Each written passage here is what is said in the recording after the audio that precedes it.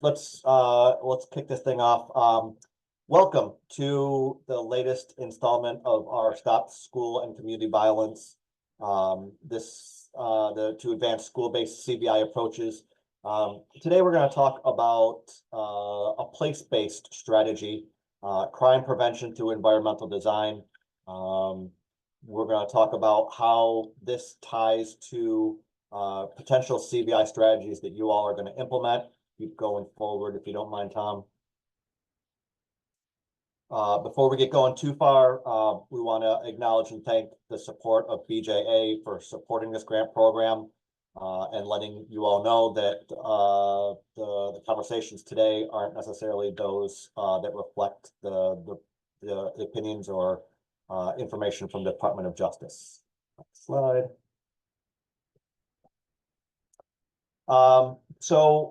Welcome, James Stark from Local Initiative Support Corporation. We are one of the BJA funded training and technical assistance partners for the CVI Community Violence Intervention and Prevention Initiative Grant Program.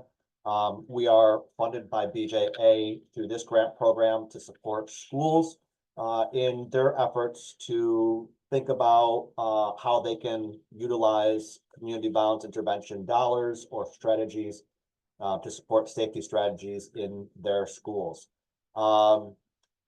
We have a website that I'm going to share a little bit later in the chat where you can access information, join our school-based community of practice, ask us training and technical assistance questions that relate to school-based CVI strategies.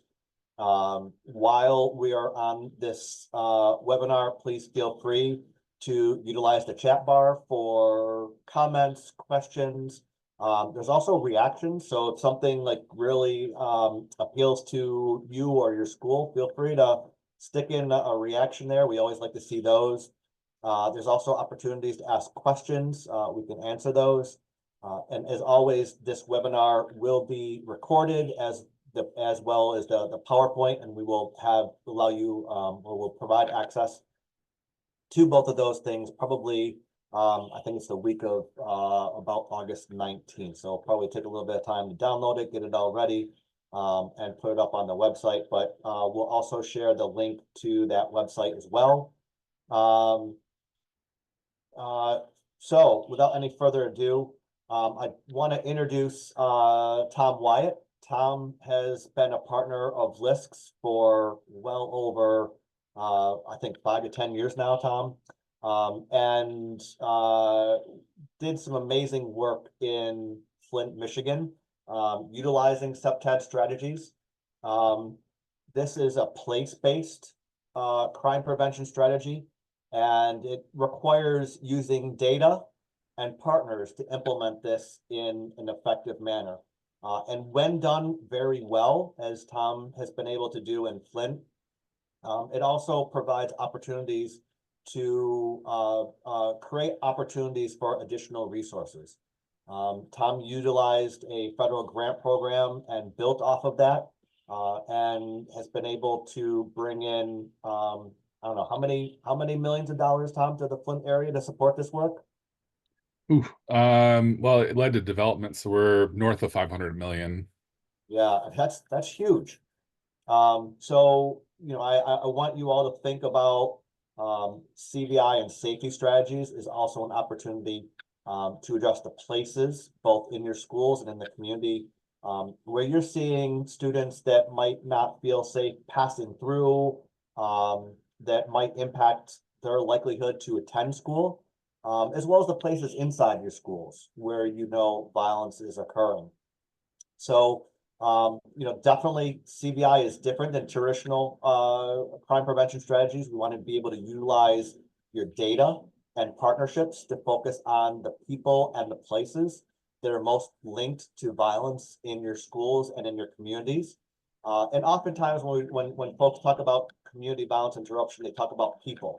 But today we want to talk a little bit more about places and how those places can contribute to violence, and some strategies that schools and community partners working together can implement to create a more safer community, both within the school and the communities that our young people are living in.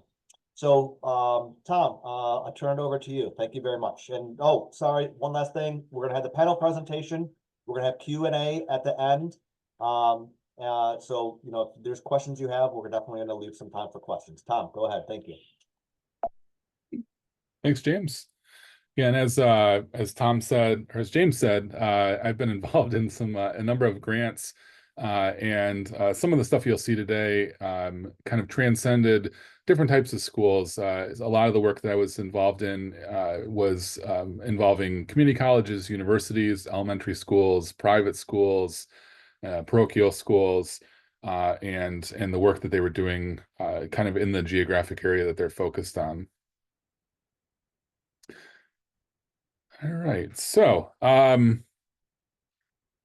what we have here is you know, kind of to frame things, is that with any type of crime, we are trying to, in terms of making a place safe, we have these three areas in the crime triangle that we're looking at. How can we interact with a potential offender or reduce the likelihood of offenses? How can we embolden and make the potential target or victim reduce the likelihood that that person would be victimized?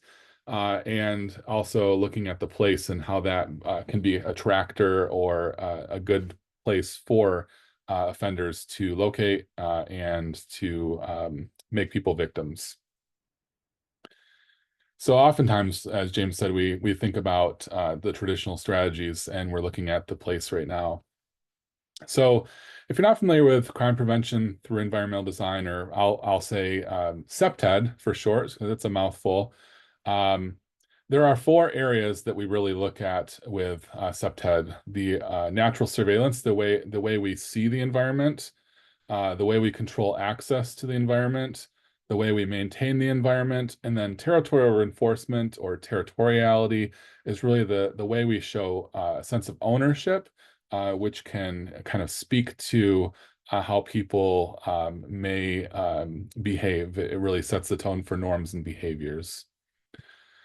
So their CPTED examines a lot of different things, and some of this, as James mentioned, impacts schools because as kids are coming and going from schools, there are a number of different things in what we call the built environment. And so we look at all of these different areas with CPTED in terms of how do we really look at what we have as existing and what kind of changes or strategies can we engage in these areas? And also, if something is forthcoming, how do we proactively look at that? And so if your schools are engaged in you know, additions or a new school is being built, CPTED can be implemented in that way to try to curb violence and other activities that are harmful for students and the people in that environment. From a security standpoint, we really look at two things. We look at how do we control access and how do we enhance the ability to observe in that space. And there are two different ways that we look at that. There's the access control by way of things like technology, which would be, you know, locks, lighting, windows, and then there are the more natural ways that we'll look at, and then there are the people ways. And a lot of times we look at the natural ways first because they often are the lowest cost. You know, we often hear when we talk to people about CPTED, there's a worry that there's going to be a high cost involved, and oftentimes the first things that can be addressed are the lowest cost things like eliminating ambush points through vegetation or looking at other ways that people can observe. And then we look at the more sometimes costly things where you have to invest in technology and equipment. And there's really three things that we're looking at with CPTED. We want to make sure that all space has a designated purpose. So, you know, the purpose of schools is for education and supporting that and supporting human development. And how do we define that in terms of what's acceptable and what's unacceptable? and then the design of it. So I like to use this example, which is pretty simple. But if you ever were in a cafeteria or in a restaurant and you finish your food, if you didn't see these things, you would not know, well, what's the norm? Do I leave my food and someone's going to bust my table? Or do I put it somewhere? And so just simple things in terms of how we design and define can lead to a reduction in disorder and stressors in different behaviors and environments. And then we have essentially three different kind of actors in CPTED. So the normal users are the people that you want in that place, that they would be there. This would be the students, the staff, faculty, and in some cases, parents or people who are attending events. Observers would be, your people in positions of authority who are there to make sure that everything is going according to plan. And then you have what we call the abnormal users. And those would be the people that you want to make sure that you're able to identify them and that they don't just necessarily blend in with the people, students, staff, and faculty. And so if somebody is coming to your school, they are not a student, but they're intending to commit some type of harm, you want to try to put strategies and things in place that can quickly identify when someone looks like they probably are not familiar with the space and don't belong there, so that people in authority or in leadership can investigate and explore that situation.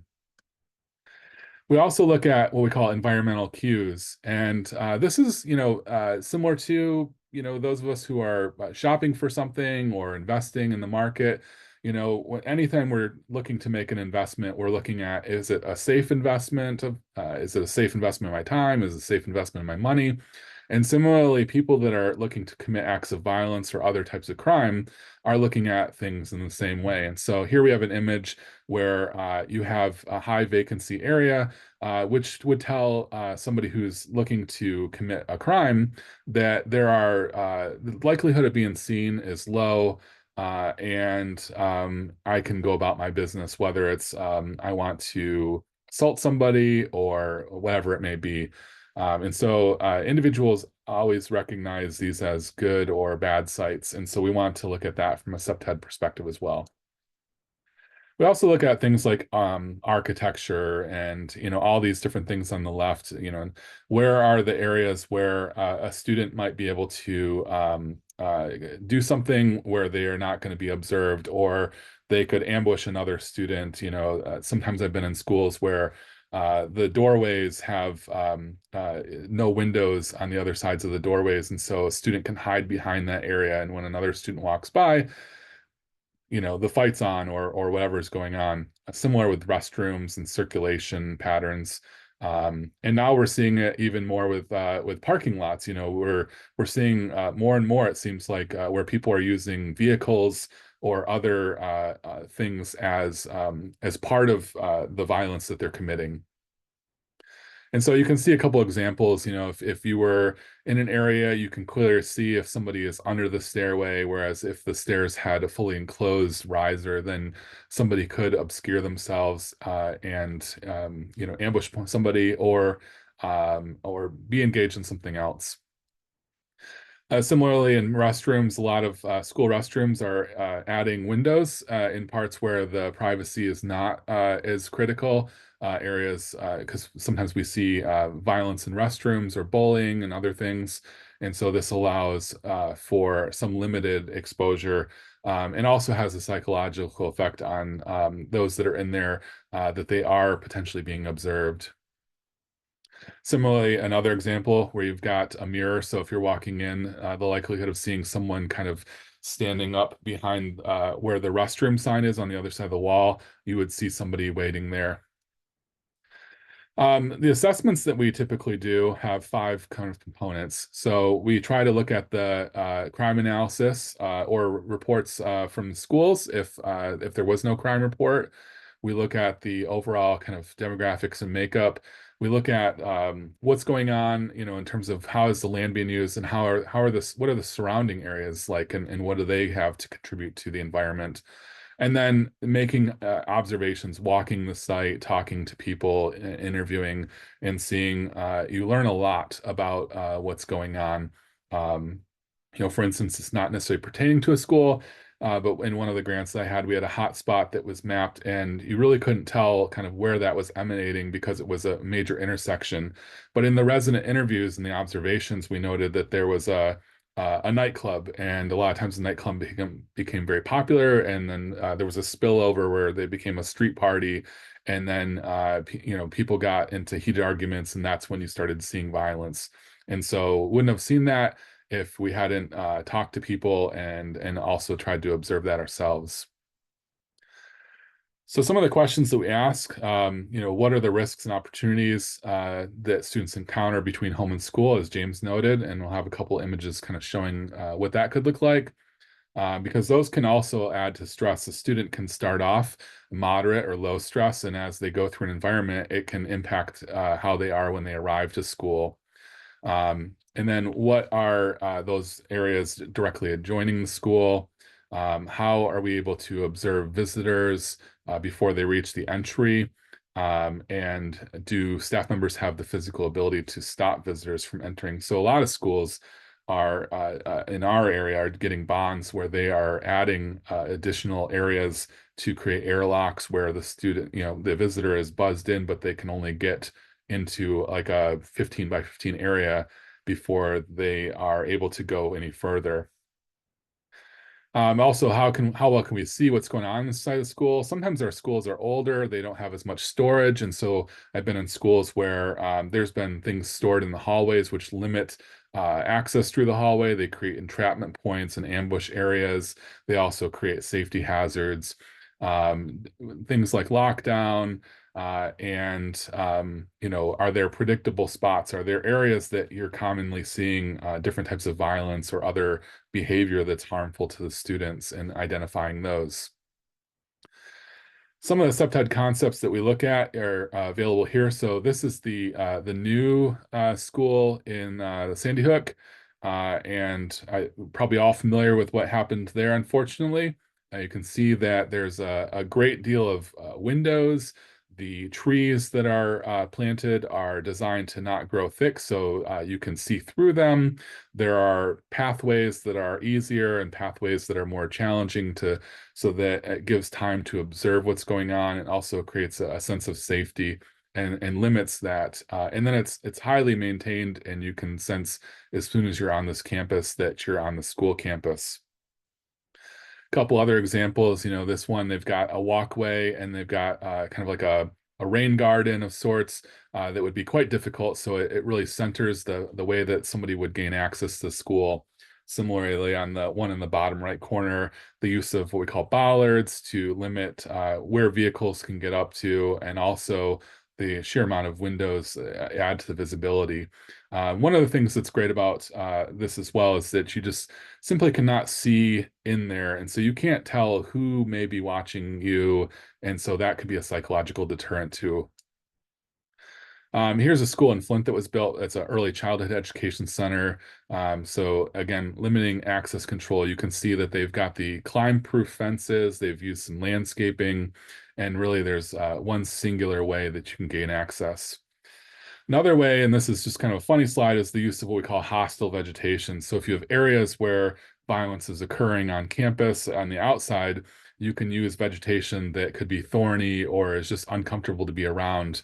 Sometimes this is more often used when people are trying to gain access. I've been at some schools where people were using parts of the infrastructure to gain access to the roof, or tagging parts of the building, or using parts of the building for use of narcotics and other substances. And so there's a number of ways that you can use different types of vegetation to remove people from that space. When we look at natural surveillance, we're talking about natural being people. So how do people observe? And so you can see you've got a nice open classroom. The windows, for the most part, are not blocked, so you can't see, you're not impeded from what you can see outside. I've been in some schools where due to the attention span of kids, the windows are not visible, or the lights are off, and the shades are pulled down. And in some certain situations, more severe, where you have different types of violence, or I know this is not necessarily the sole focus, but if you had an active shooter, you would not be able to see that person approaching. But these things help in terms of being seen and seeing things.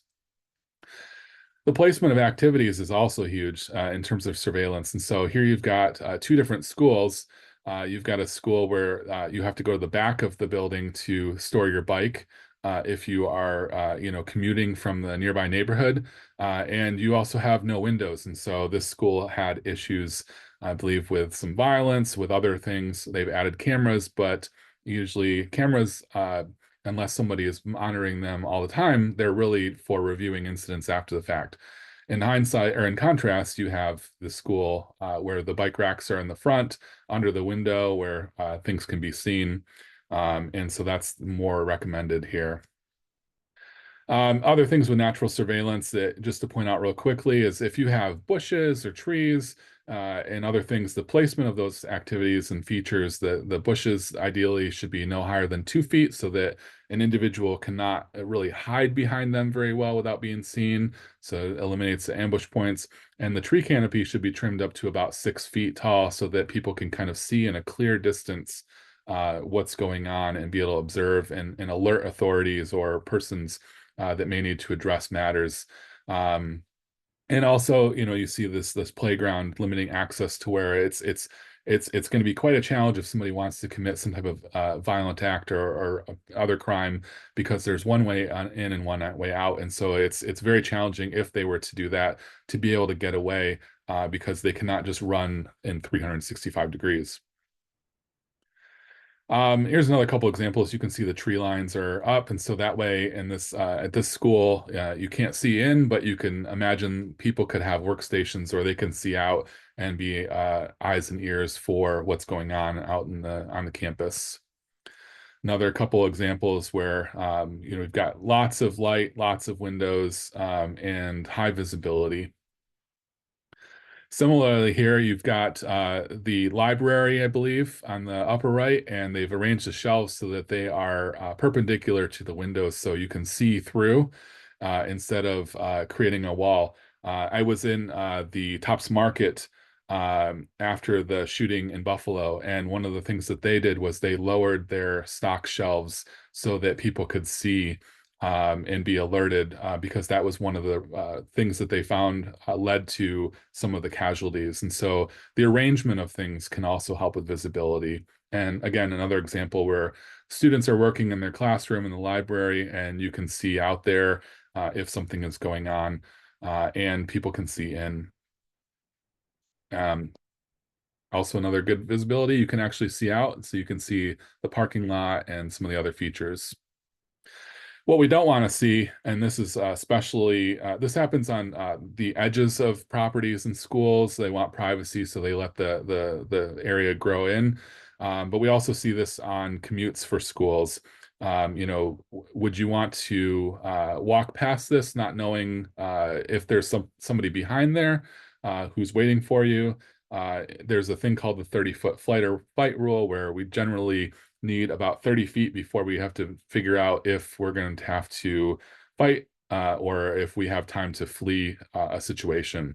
And the situation on the left does not really give us that warning. In terms of territorial enforcement, this is really things like signage and other treatments that really help provide people with, they know where they're at, they know how to get to and from places, and it helps to identify what we call those abnormal users. So if you have an individual who's coming onto your campus and they're looking for a student, or there's another situation, oftentimes you can tell because you've made every attempt to let them know this way to the main office, or here's the guidelines, and so on. And so you can easily identify who needs to be there and who may not be there, and they may not be there for good reasons.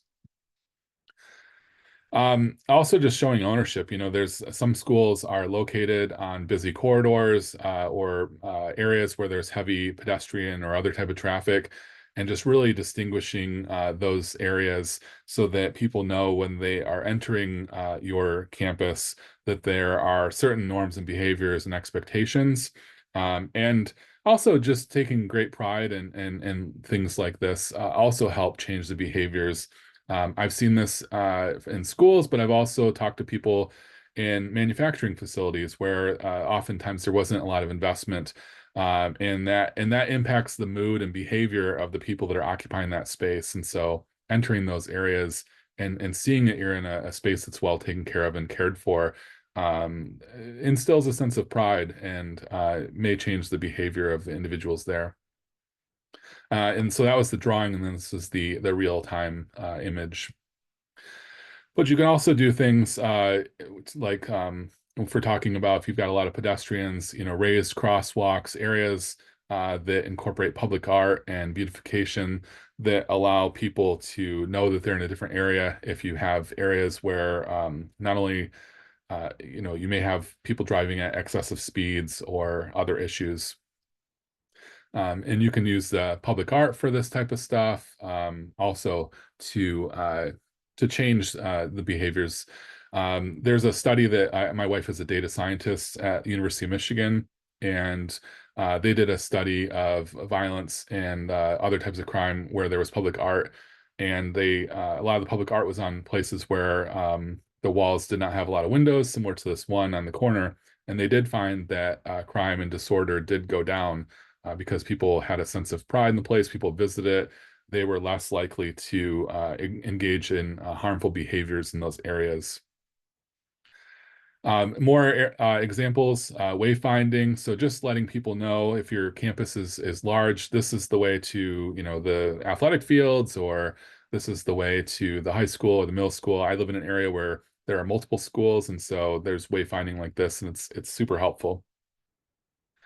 And then just thinking about your signage, you want to have the right type of signage, but you also don't want to have inundate them with too many things. You don't want too much wordage on the signage.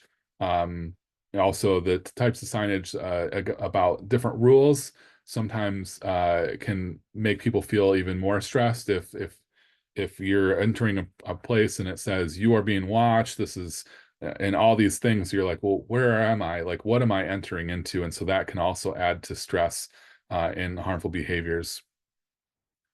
Again, landscaping is a huge thing. You can see that they've done it in a way that you can see through the areas. The trees are not growing in too thick. They're going to grow up, and they're not going to grow too large, and that doesn't conflict with the windows and some of the seating areas.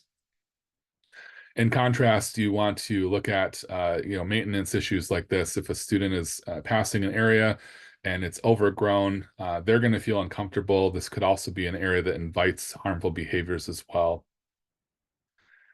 So maintenance is obviously very important, and oftentimes, as you can see in this image, it may require just a landscape, makeover or just some trimming. It doesn't always require a capital plan with new benches and replacing a bunch of things. Sometimes you can just start small and incrementally add over time.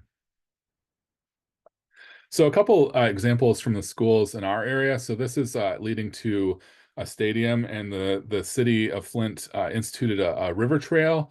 And so this is just a Google Street image before and after. And so you can see as you're entering this part of the campus, you have no idea what you're going to enter into. In contrast to when the campus went in and trimmed the tree line up, now you can see the stadium. They were able to actually put a proper sidewalk in, and you can see for quite a while in terms of if something is going to be a threat or not.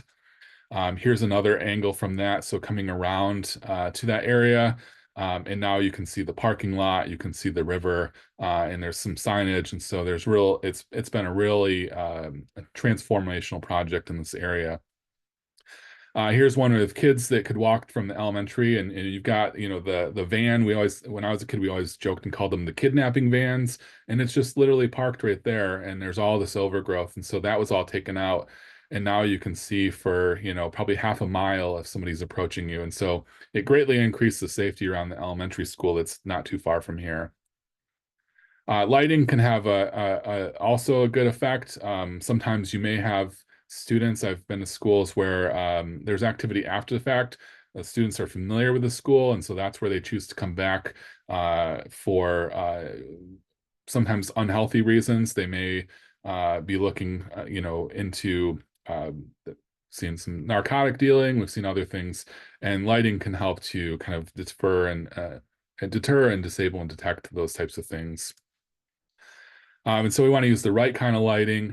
There are recommendations. And oftentimes the schools that we've assessed, we found that there are areas that are insufficient. And lighting, unfortunately, the technology is getting better and the costs are coming down. And so, 10 years ago, it could cost, $1,000, or $2,000 to upgrade a light. And now it can be significantly less, in fact. And the savings are also less too. So, like for instance, the city of Detroit has 90,000 streetlights, and it was somewhere near like $50 million annually to cover the streetlight cost.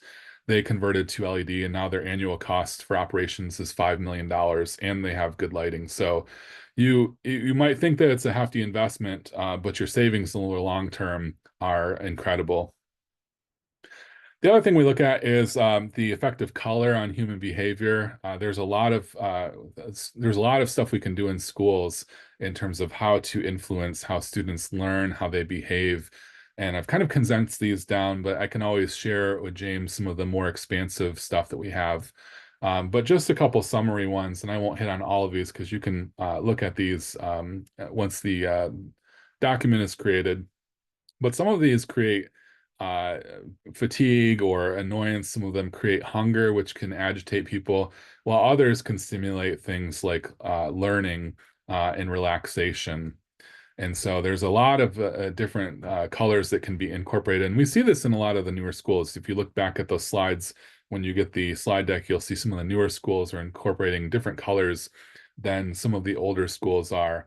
And depending on the state of your school, this can be a low cost improvement. You may have a color that I've been in a lot of schools where they have this kind of green that it kind of hurts my eyes. It looks like it looks like when you swam in a pool and the chlorine has kind of shifted the hue of your eyes, and that's not helpful. And so we're seeing a lot of different colors being used like this. So you see a lot of restrooms where they're using vibrant colors to try to shift the behavioral patterns and the way kids are, whether it's fighting or violence or vandalism, destruction of the property. People are less likely to do that in places that are well maintained and use different colors. Art can also be a component to speak to the students, to encourage them. Some students may look at it and think, oh, this is kind of cheesy. Others, it may be helpful. But it's always worth a shot in my mind. There's a couple other ones that you can look at when you get the slide deck here. In some cases, they've used it on the doors here too, where we get graffiti and other things. So some of the CPTED findings that we've experienced is, most schools are they're using CPTED. People may not be familiar with that term, but they know, the concepts generally. They're doing some maintenance, they're looking at lighting, and they're looking at different things. And so the implementation is really kind of subjective. I've been a part of a lot of grants that have used CPTED as a component alongside mental health and restorative practices. And so it's not a panacea by any means, but it's oftentimes a lower cost in an interesting way. As James said, a lot of times we're looking at the individual, and this looks at more at the place and how the place can impact the individual. And so that's really what we're looking at. Some solutions, you may need a subject matter expert, such as an engineer or somebody who has a light meter. But when I did the assessments a couple years ago of schools in my area, I was really surprised at a lot of the findings, and a lot of them were similar. They had some visibility, some lighting, some stuff in the hallways, the way that they could use color, to impact human behavior. They're very similar in those areas. So some of the findings that additionally we found were, they did not have proper signage. So if something was happening, there are schools that have 30 plus doors to the outside. If you needed an emergency responder, how do you know? How do they know how to get to which door fastest? And so schools have used a number letter system, looking at visibility, things like bubble mirrors, and when and how to use cameras. A lot of schools had cameras, but they didn't have somebody observing them, and sometimes they had turned them off because they were annoying to the individual that was in the office and distracting. And so therefore, again, they were used more after the fact to review an incident than to try to prevent an incident. Um, and then some of the other things to think about in terms of implementation is that there is a cost. And so sometimes just reorienting a space, thinking about our own spaces. We move a couch here or there, we move a shelf, we move desks. How can we reorient the space so that it's more conducive and helps to reduce acts of violence or stressors on our students? Things like paint, getting the assessment. Now I'm part of the U.S. CPTED Association. There are hundreds, if not thousands, of CPTED practitioners across the country and world. And then there's the National Institute of Crime Prevention, which I'm a faculty member of. And so oftentimes your law enforcement or your planners and architects and others, loss prevention, a lot of people in different industries are trained to be able to do assessments. Some of them do them for a living, and some of them are engaged and they do them kind of pro bono as an act of civic engagement and support. Sometimes it's just an act of manual labor or seeking out ways to incorporate art and modifying the landscaping. And the more costly, we get to things like Sandy Hook, where they built a new school, or you have additional personnel that you need to bring on. And so a lot of times we try these lower cost things that are place-based before we get into the more higher cost things, because it allows us to see where did things improve, and then we can really use the data to drive where we invest our funds, because most schools have limited funds in these areas. So, it's not the total answer to problems in your school or in the community, but it does provide a lot of tools to eliminate or reduce these obstacles. And we've seen tremendous strides. In fact, right before I got on this webinar, I just received news that one of our academic papers around the work we did with schools in that area with the grant was accepted. And we did kind of an economic study of it, and also some other factors. And so there are academic publishings out there around this type of stuff, but once you start looking for it, you start to see these things. All right, James. Very good. 40 minutes to run through those slides. That's awesome. And I love all the visuals. It's helpful to spur ideas. Before we get to question answers from the audience, and please, if you have questions, feel free to either put it on the chat in the Q&A or raise your hand. But just two questions I have to start. First, you just mentioned CPTED assessments, and I'm sure we're going to provide a couple of resource tools for folks to access CPTED assessments, but can you tell us a little bit more about those, and what are some of the questions that are particular to schools when doing a CPTED assessment, particularly when it comes to violence? Yeah. So I've used two assessments, and I kind of overlap them with schools and other properties. The primary assessment that I use looks at these core areas in terms of what am I seeing as I walk around in terms of visibility, access control. What a lot of times I will walk around hoping that somebody will ask me what I'm doing, and that's another aspect. And then on the school side, there's looking at interviews with how are students feeling, Are there areas where faculty and staff are having like geographically on this campus where they're having repeated issues?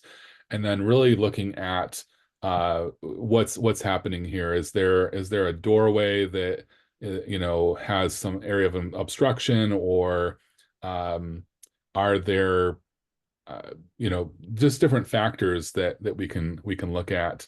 And then there's also, at the core, looking at the maintenance, like how are the windows? Are the windows fogged because the seals are blown? How do the doors function? All those types of things, lighting. So we really look at, and then the placement of features, like, where are the recreational areas? Are there areas where kids can step away? Like, is there a maintenance shed where the lawnmowers, and so kids, if no one's looking, can step behind there, and then there can be violence, like a fight that's agreed upon, or whatever. So it's really kind of like looking at those things. And in some cases, it looks at multiple schools. If you have campuses, I've been on somewhere, the middle school and elementary were next to each other, and in some cases they had a passing time where some students had to go to the middle school for some of the electives and stuff like that. And what do those pathways look like, and are there issues happening there? So we look at a number of things like that. And then the surrounding area are there areas where people could enter from off of the property and gain entrance. Mhm. Perfect, perfect. And then we had a question in the Q&A that is tied to, that was going to be my second question. Schools seem to have a lot of data, both hard data as well as qualitative, kind of the soft data. Understanding the places in and around the schools where students don't feel safe. And so we had a question in here, what advice do you have for those applying these strategies in other areas? For example, our violence occurs in local parks, side roads, parties in the woods. And so it might not necessarily be connected to school violence, but schools, because they're connected with individuals and the community at large, they may know that, hey, there's going to be something that's happening, or there are specific places where students don't feel safe. It could be parks, it could be transportation hubs, it could be the school football game, just random things that tend to be epicenters of violence. So how do the data and the CPTED strategies, how do that apply to working in the communities? And who can you partner with too to support this work? Yeah, I think I like to think that generally everybody likes children and wants children to be well. And so, there's a LISC example that I don't know if you've shared this one, James, but I know Matt has shared it, where in one of the grants they discovered that the two schools were converging at the transportation center, and that's where things were. And so they worked with the transportation center and the schools to adjust the release times so that they did not have a chance to engage with each other. I think in other cases, it's about bringing those individuals, or maybe it's units of government, to the table, whether it's the parks department, or a parent group that kind of advocate for that. We have a couple of those here. There are Safe Routes to Schools programs, and there's funding nationally for that. Those types of things are often helpful. There are other strategies that people deploy that are not explicitly CPTED. Like at my children's school, if you're going to a sports event, you cannot gain entry unless there's an adult with you. And so that curbs some of the issues. Now, an adult may be apathetic to what the student's going to do, but it certainly allows for unaccompanied minors, or prohibits unaccompanied minors from attending these events. A lot of times, you'd be surprised that whoever may have a role in whether it's park maintenance or an area, is not aware, like directly aware of that impact. And so just having a conversation with them and saying, you know what can we do? What are your suggestions about this? Or can we we're having some issues. We would love to kind of do a walk and talk. Walk and talks are huge, hugely popular in most places because you're not bringing somebody to the table in an accusatory manner. You're saying, hey, we're having an issue. We're not saying it's your fault, but we're trying to find a resolution, and we'd love for you to be a part of the conversation. And so we want to walk this corridor, we want to walk through this park and kind of talk about some of the things that our students are experiencing and that we're seeing and how we feel. And there's a lot of empathy that happens in those, to where you'd be surprised what resources and how motivated those other parties would be to try to be part of the resolution.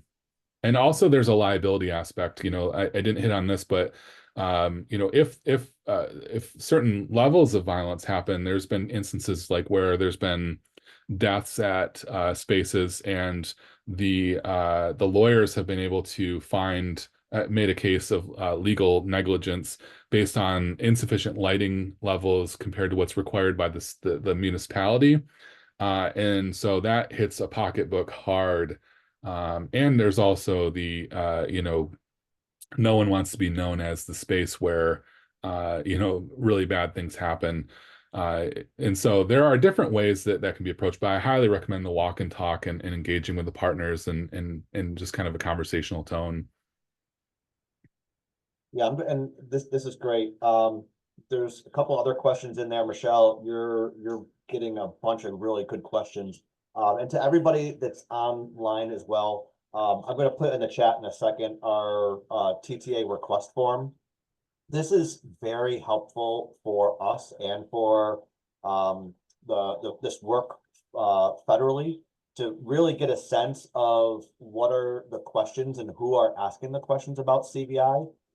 So if we're seeing a lot of school-based community violence intervention questions, requests, that's going to help inform how resources are being allocated to the field.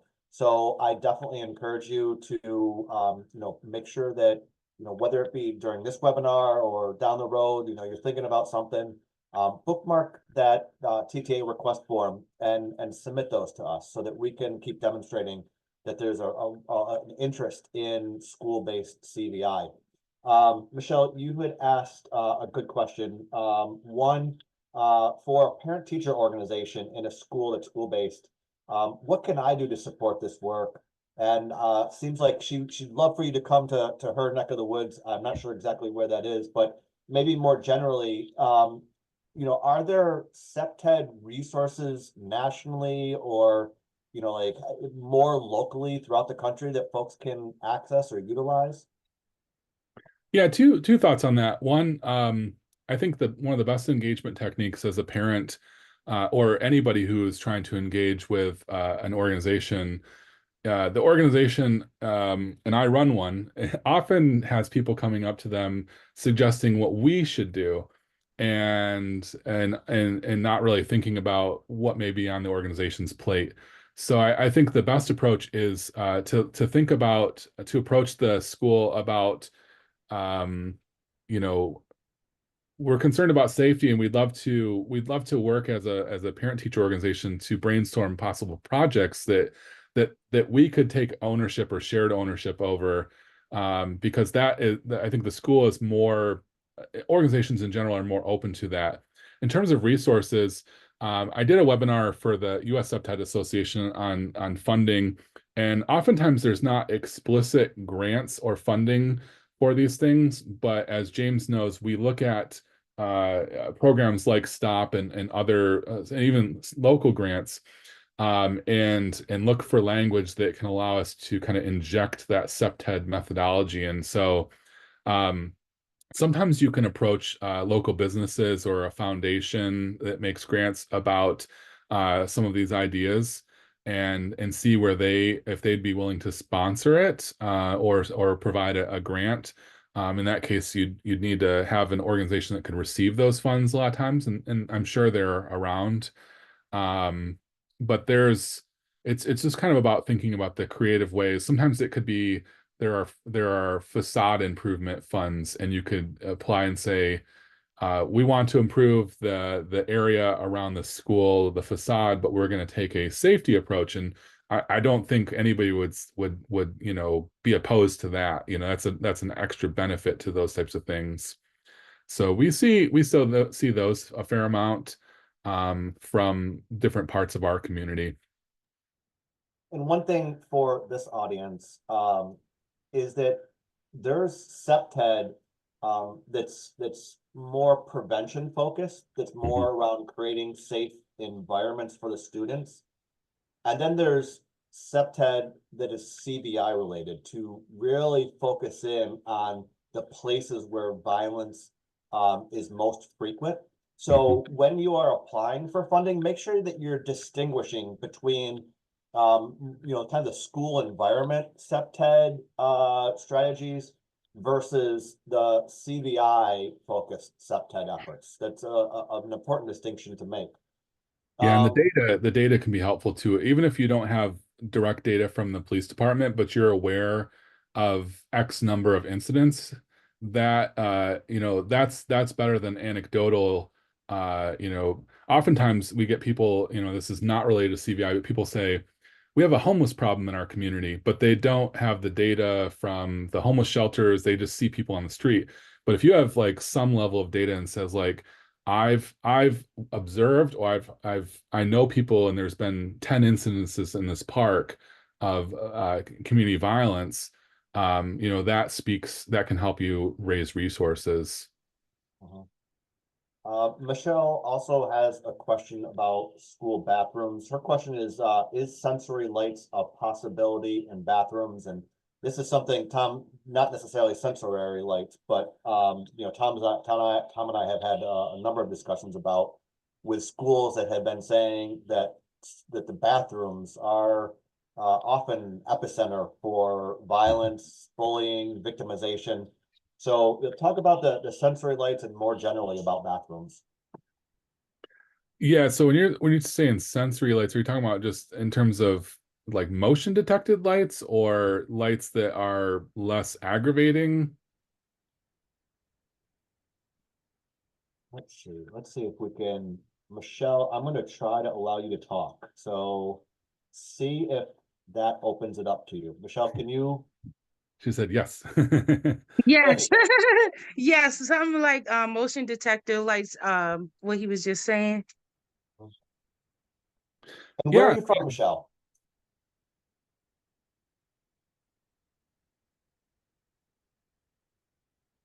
Can you say that again? Where are you from? Where are you coming to us from? So I live in, well, like cousins. I call it Brooklyn, Maryland, but you would call it Baltimore, Maryland, 21225. Got it. Okay. But my school it actually just went through a transitioning of a principal about last year or two, and they just rebuilt it. Well, did some new renovations to it within the last 2 years or so. Mhm. So I would say it's like the staff is not the staff, but the principal is fairly new, and her coming into the school of Baybrook Elementary Middle School, she just opened the door up for the school to be a CVI. Perfect. Thank you, Michelle. And we have, just a side note, we have one of our team members is from Baltimore. So definitely send in a TTA request, and we'll follow up with you, and we'll get you connected to LeVar. He knows all things Baltimore. So Tom, That's who I want to come to my school. LeVar, all right, we'll see what we can do. yeah, there's a couple things, I'm not too familiar with examples where they've used the lights that kind of come on and off. I could see that being helpful so that if the light is on, someone's in there, and if the light's off, you generally know that there's really not much need for observation. Um, but I definitely see advantages in the type of lighting that you use too, like the softer lighting, but lighting that's visible. They see that in classrooms and learning in general. So you could combine, different things. Oftentimes, in older buildings, the lighting is also deficient in the stall area. It's really just kind of over the sink. And so, you know, it's harder for people to know if somebody is in a stall waiting for somebody or if something else is happening. I was just putting in the chat. If anybody else has questions, we can definitely bring you onto the panel so that you can ask it, or feel free to put it in the chat or the Q&A. We have about 15 more minutes, so we have plenty of time for questions. So definitely chime in if there's something that we can help address. The other thing I didn't hit on, it's not explicitly place-based, but the schools are in a unique position, I think, to be able to do this. And there are BJA, I've seen some case studies on this where students were able to engage in different programs where essentially they don't know this, but they're essentially trying on a different identity than the one that they feel they have to have. And so it gets students thinking about alternate pathways, like I don't have to be this tough person, or I don't have to go the same way that my older sibling, you know, is going. You know, a lot of times it incorporates arts or STEM fields and other things. But it's in my view, that type of work is very relational, and you have to kind of take the long view. And so you have to have someone who's willing to create a space that can allow that and not expect somebody to be transformed in a short period of time. Sometimes it can take, you know, the entire time that they're in the school for them to have some type of, you know, change in view and walk away from that violence. But as we know, you know, the school, they're there for only a certain number of hours, and then they enter other worlds, whether it's at home or outside the school. And so, you know, it's a constant challenge. Tom, do you mind just flipping ahead 2 slides so that the QR codes are on there? Yeah. You'll see there's a couple QR codes on here that you all can access. The one on the left is the school-based resource page. So this is where this webinar recording and the PowerPoint deck will be put, hopefully on or before August 19th. Also, if you have school-based TA questions, the one on the right is the QR code to ask your TA questions. We also have a school-based community of practice. That's going to be a place where we're going to be able to provide opportunities for schools and community partners to connect with one another, share best practices, tools, you know, just being connective points to one another to learn from one another and share with one another. We're going to have both these webinars, the formal webinars, as well as some informal kind of community of practice, office hours type events. So we'll want you all to just be aware of things that are on deck. Upcoming STOP activities, we're going to be having a webinar around trauma-based CVI efforts. You know, thinking about if there is violence either in the school or in the community, what are the protocols that schools are utilizing to make sure that the school community and the schools are safe and are providing trauma supports to both the students and potentially the families, not only those directly impacted, but the entire community that's impacted by this. We're also, Tom had alluded to safe passages. Similar to CPTED, safe passages can be kind of a general prevention program, but it also could be a CVI strategy where we're making sure that we have people and places that we know are directly connected to violence, the routes to and from schools, having schools and community partners in those areas to make sure that students feel safe coming and going to schools. So we're going to be having a webinar and some activities to learn more about that effort in the coming months. So please stay tuned for additional STOP school-based CVI strategy webinars, learning opportunities. Last call for questions. We still have about 10 more minutes. So if there's anybody who has a question, please ask it. Otherwise, we'll close this down and we'll reconvene in another month or so when the next webinar and office hours are. And James, I'll also send those two CPTED assessment tools that we have. One Beautiful. is explicitly school focused. And I encourage people to check out the Safe Pathways. We use Safe Routes funds in our community, and my daughter uses a path. It's a trail along a creek that expedites the ability to get to school and get to school safely. And it's heavily used by students that were dispersed everywhere. So I would encourage you to check that one out. All right. No further questions I see. So thank you all for your attendance. And I know some of you are already starting schools. I hope you all have a safe school year. And please be in contact with us if you have any school-based CVI questions.